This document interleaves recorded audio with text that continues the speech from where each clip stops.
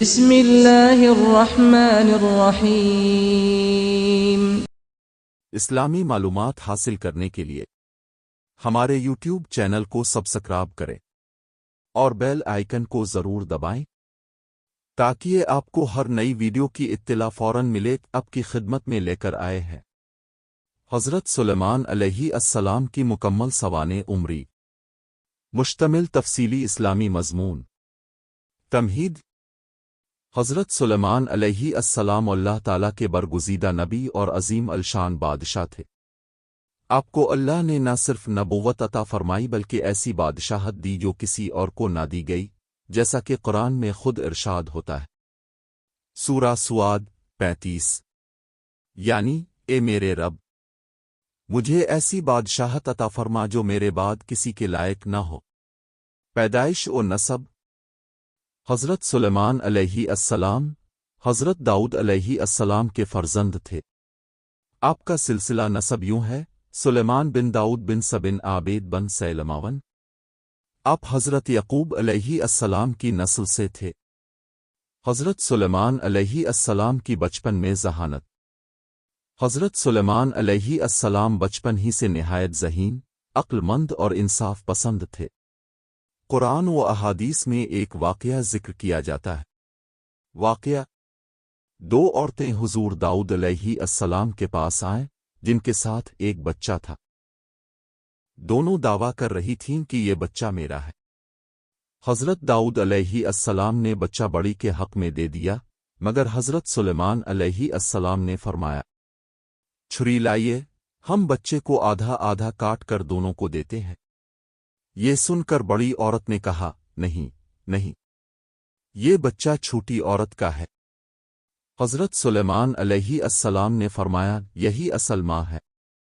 حضرت سلیمان علیہ السلام کی بادشاہت: اللہ تعالیٰ نے حضرت داؤد علیہ السلام کے بعد حضرت سلیمان علیہ السلام کو بادشاہ بنایا۔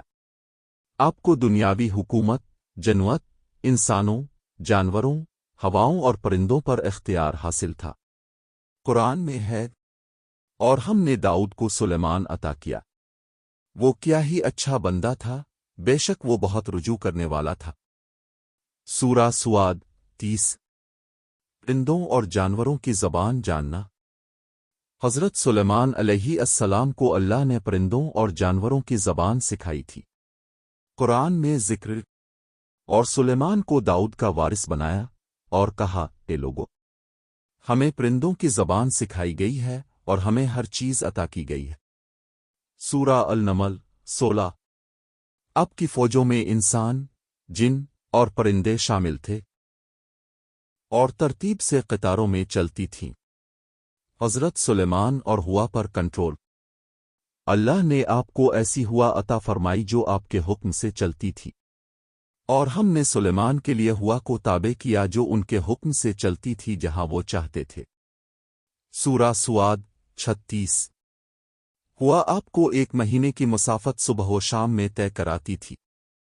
جنات پر حکومت: حضرت سلیمان علیہ السلام کو جنات پر بھی اختیار حاصل تھا۔ وہ آپ کے حکم سے عمارتیں بناتے، پانی کی تہ سے موتی نکالتے، قلعے تعمیر کرتے اور فرمانبردار تھے۔ اور جنوت میں سے بعض کو ہم نے سلیمان کے تابع کیا تھا جو اس کے لیے غوطہ زن کرتے تھے۔ سورہ سواد 37۔ مسجد اقصیٰ کی تعمیر: حضرت سلیمان علیہ السلام نے جنات کی مدد سے بیت المقدس، مسجد اقصیٰ کو نہایت عظمت سے تعمیر کیا۔ یہ مسجد اسلام کی 3 مقدس ترین مساجد میں شامل ہے۔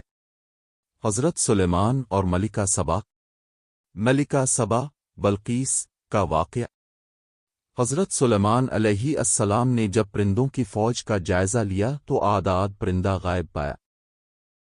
کچھ دیر بعد آداد آیا اور کہا، میں سبا سے ایک خبر لایا ہوں۔ وہاں کی ملکہ بلقیس سورج کی پوجا کرتی ہے۔ حضرت سلیمان علیہ السلام نے ایک خط لکھ کر بلقیس کو بھیجا جس کا مفہوم یہ تھا، اللہ کے نام سے میرے سامنے فرمانبرداری کے ساتھ آؤ۔ بلقیس حضرت سلیمان کی حکمت و قوت سے متاثر ہے کر اسلام لے آئیں اور کہنے لگیں، میں نے اپنے آپ کو اللہ رب العالمین کے لیے سلیمان کے ساتھ اسلام میں داخل کر لیا۔ سورہ النمل 44۔